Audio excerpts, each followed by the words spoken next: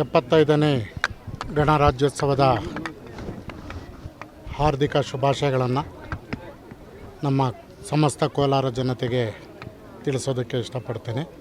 ಈ ದಿನ ವಿಜೃಂಭಣೆಯಿಂದ ಜಿಲ್ಲಾಡಳಿತ ವತಿಯಿಂದ ನಾವು ಗಣರಾಜ್ಯೋತ್ಸವವನ್ನು ಆಚರಣೆ ಮಾಡಿದ್ದೇವೆ. ಇದರಲ್ಲಿ ನಮ್ಮ ಮಾನ್ಯ ಕೋಲಾರ ಉಸ್ತುವಾರಿ ಸಚಿವರು ಸಹ ಭಾಗಿಯಾಗಿದ್ದರು.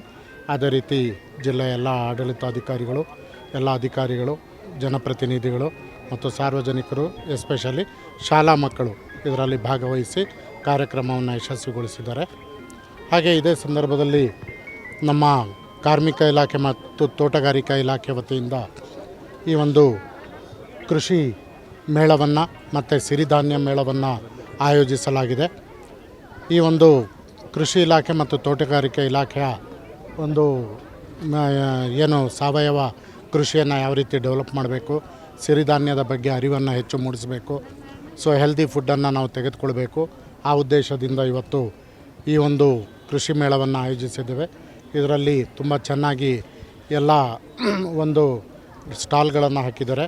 ಅದರಲ್ಲೂ ಗ್ರಾಮೀಣ ಭಾಗದ ನರೇಗಾ ಅಡಿಯಲ್ಲಿ ಏನೇನು ಕಾರ್ಯಕ್ರಮಗಳನ್ನು ಮಾಡಬಹುದು, ಕೃಷಿ ಮತ್ತು ತೋಟಗಾರಿಕೆ, ರೇಷ್ಮೆ, ಮೀನುಗಾರಿಕೆಗೆ ಸಂಬಂಧಿಸಿದಂತೆ ಎಲ್ಲ ಒಂದು ಪ್ರಾತ್ಯಕ್ಷಿಕೆಗಳನ್ನು ಇಲ್ಲಿ ಆಯೋಜನೆ ಮಾಡಿದ್ದಾರೆ. ತುಂಬ ಅತ್ಯುತ್ತಮವಾಗಿ ಮಾಡಿರುವಂಥ ಒಂದು ವ್ಯವಸ್ಥೆ ಇದೆ.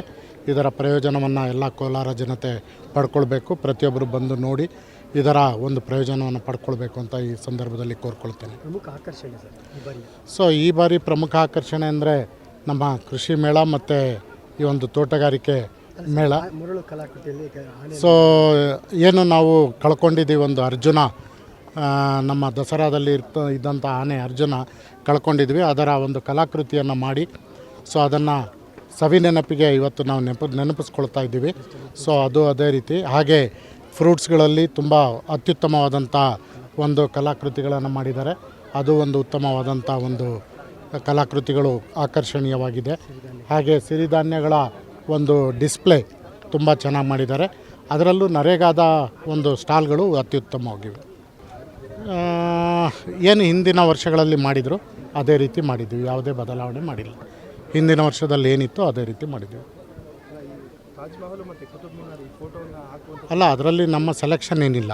ಹಿಂದಿನ ವರ್ಷಗಳಲ್ಲಿ ಏನಿತ್ತು ಆ್ಯಸ್ ಇಟ್ ಈಸ್ ಮಾಡಿದ್ವಿ.